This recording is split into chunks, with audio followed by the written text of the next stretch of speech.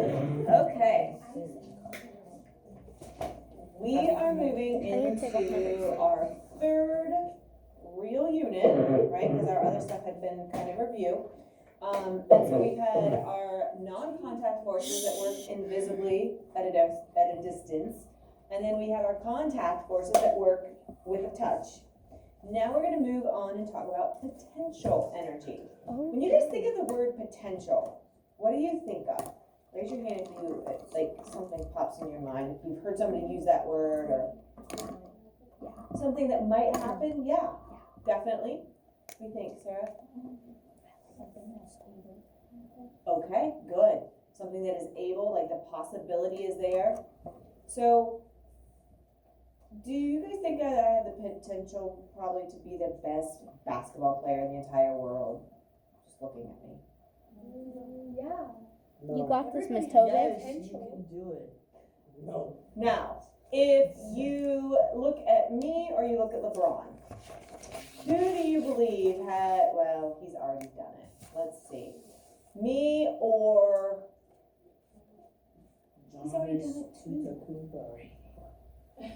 Brady. Who's going to have more potential? Brady. Miss Tobin. Miss Tobin. You guys haven't seen me play basketball. You got this, Miss Tobin. Thank you for the vote of support. Potential is the ability to possibly, or what can happen. So a lot of what you said. Right now, you guys have the potential to do whatever it is you want to do in the future, right? What you want your future to be. And so a lot of times, you know, it's the ability, it's what's there. Now, whether you fulfill that, you know, a lot of people say, oh, I had all the potential in the world, and then they just wasted it, or they had all the potential and they followed through, right? So it can go either way.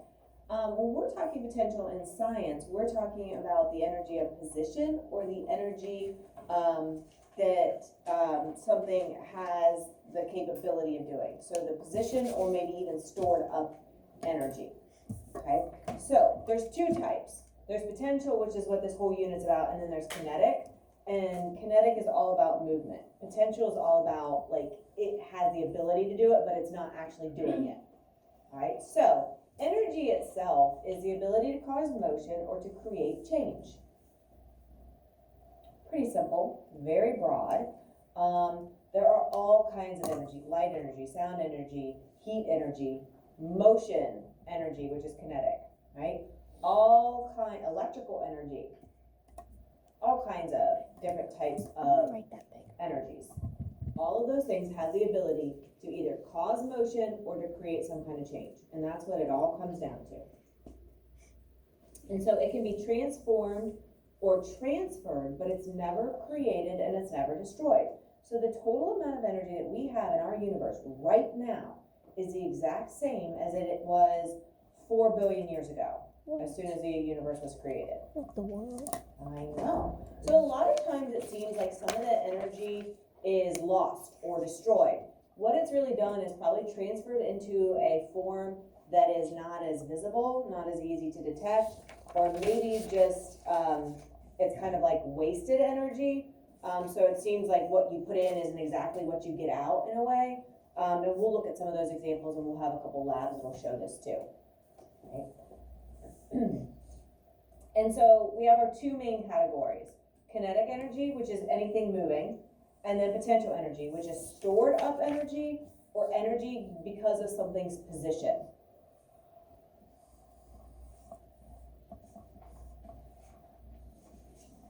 And we'll come back. We have two really good songs, and we have a brain pop that we'll get to at the end too. It is Mr. Edmonds. He's going to rock it out for energy. Moving. Okay, so we're going to look at 5 different types of potential energy, and you might have picked up on that based on your vocabulary. Okay, so you have 10 words. 5 of them are our 5 types of potential energies that we're going to look at. So 5 are like beyond easy. So your vocab should be a slam dunk this time. So we're going to look at gravitational potential. Oh, notice the PE. What do you think PE? It does not stand for physical education. What does it stand for? Partial education. Stop it. What? Potential energy. These are real. We have a birthday, don't we? No. Yeah, Do not let me forget. I won't let you We will forget. do it at the very end. I won't don't let wanna you do it in the forget middle this because it time. disrupts the classes, but we'll do it right before the bell rings. Do I not let me won't let forget. you forget. Okay. Say it again, Jonna. Potential energy. So when you see PE, I am talking potential energy. Okay? We have elastic potential energy. We have chemical, Oh, Wait. electrical, kind of like I was not lightning, paying attention. or on a small form, static shocks. We also have magnetic.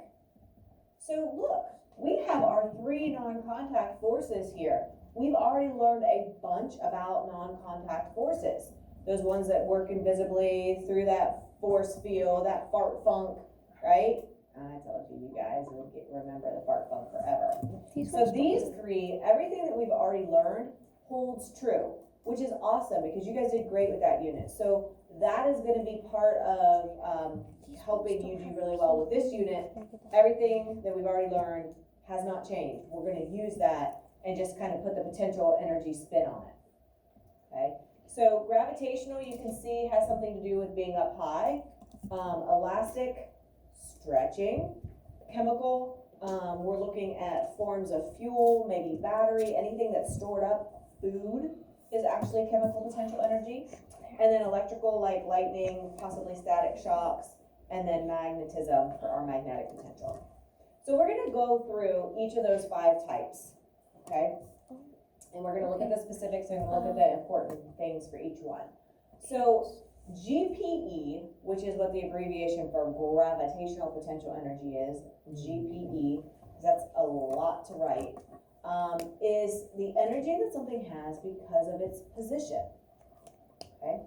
Its position. And typically we're talking a vertical position because gravity pulls downward. So we're really not caring too much about anything going side to side. We're just talking straight up, okay?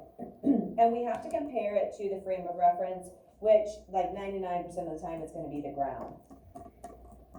If it doesn't say the ground, we assume that the ground, right? If I was doing it, this table would be my frame of reference, right? Because as I let this book fall, it's not going to the ground. I'm using this. So I would be like, hey, this is my frame of reference, the table, not the ground. Okay? Now, it is associated with 2 variables, and this is important. You're gonna need to know these 2. They're pretty difficult. The height, or how high the object is above that frame of reference, and then the mass. And if you think about it, it kind of is like the 2 variables that affected something's gravitational pull. How massive is the object, and then how far away are the 2 objects, right? The farther away, the less the gravitational force. So it's not exactly the same, but they're kind of similar variables, mass and height. So let me ask you this. If there is a semi at the top of a cliff, and there's a sports car at the top of the cliff, we had this kind of with example that we talked about with inertia, right? Which would you rather get moving, or that you'd rather stand in front of, or try to push to get moving? If you know, which one would be easier to overcome the inertia? Well, if we use that same example with a semi and a little sports car, if they're both going to be dropped from the same height, which one would you rather like have your Xbox be underneath? Who would choose the sports car to do the smashing? Who would choose the semi to smash your Xbox? You want to smash your Xbox or your PlayStation? Well, if it's a sports car, it'd still get smashed. But there's a slight chance that the semi goes off a direction and it passes under it. Okay, There's just that slight chance. slight chance. Okay, Zach. Always finding the loopholes. What if it didn't? All right, which one is more massive, the sports car or the semi? Okay, so which one would be scarier to look up at and be like, whoa, that thing's about to fall? Semi. Sports They both car. would be scary, right? But if you have like this tiny little sports car, or what if we change the sports car to a bike? Yeah. Just a bicycle? It wouldn't even make it to me. Would make it to you? It'd fall. No. That one. So kind of think the more massive would probably be a little bit more intimidating. I would think. So if you change either one of those variables, either the height or the mass, you're gonna affect the potential energy that that object has. And again, we're gonna have a lab where we have different size bouncy balls, and we are going to drop them from, they have different masses, and we're gonna drop them from different heights, and we're gonna see how they react, and then we're gonna actually calculate the potential energy that they have. Okay, so, and I already said this, the common abbreviation is GPE, so make sure you see that, you know, that is, you're understanding that that's your gravitational potential energy. And so again, you have to determine your frame of reference. Typically it's gonna be the ground. So if we're looking at this, here's our little guy. He has a basketball at position A, and then we're assuming it goes to position B, it goes to the ground at position C, and then at D, we're gonna say it's up here. So as I look at this, is the mass changing on that basketball? No, right? The mass is staying the same. So what variable is changing? The height, okay? So the greater the height, the greater the gravitational potential energy. So at what position, A, B, C, or D, does it have the greatest gravitational potential energy? Brooklyn. Good, highest. And that's it. I mean, that's all this is. Either recognizing where it has the greatest mass or where it has the greatest height. Okay? So where is it going to have the least amount of gravitational potential energy? Good. Where it's all the way at the ground. It's right there on that reference point. And this is a great unit because next year we have a whole unit on kinetic and potential energy, and like looking at like what happens with inside molecules, like different substances. And so this is going to give you great foundation and make next year go very smoothly. Okay. And again, most time the frame of reference or that reference point will be the ground. And in both of these examples, it definitely is. Okay, so we are looking at the two figures. This is the girl, this is the boy. All right, so which one of them has a greater GPE? What do you think, Brooklyn? Right, the one at the top here. Okay, why? She's higher. Okay, the girl has more GPE because she's farther from the reference point or she is higher off the ground. Okay, the boy has less because he's closer to the ground. The equation to calculate GPE is mass times gravity times height. Gravity is a constant here on Earth. It is 9.8 meters per second squared.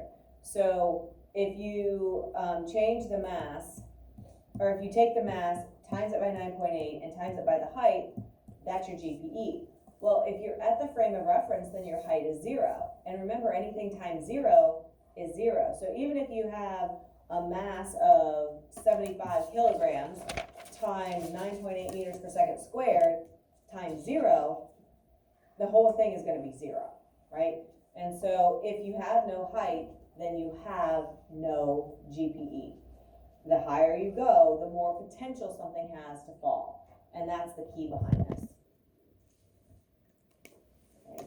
And so if masses are relatively the same, if one of them has a different height, you can use that to kind of just determine. It's not too difficult of an idea usually. All right, so here we have 3 objects. Object A, B, and C. Looking at it, it looks like the A and C are the same mass. Right? It doesn't come out and tell us, oh, I'm sorry, it does. I was gonna say, I thought it did. Object A is 50 kilograms, B is 25, and object C is 50. So the A and C look the same and they are the same. Object B is about half the mass. Okay, here's the ground, which is our reference point. And as I look at this, all right, so between these 3 objects, which one is going to be the greatest GPE? What do you think, Nye? C, Why? because it has the most mass and height. Has the most mass and height. These have the same mass, but this one's higher, so C wins. These have the same height, but this one has the bigger mass, so it wins. Okay, so you always have to be given enough information, where you could answer something like that. But just ask yourself, which one has the greatest mass? If one of those does, and it's at the highest position, then you are going to be able to identify which has the greatest GPE.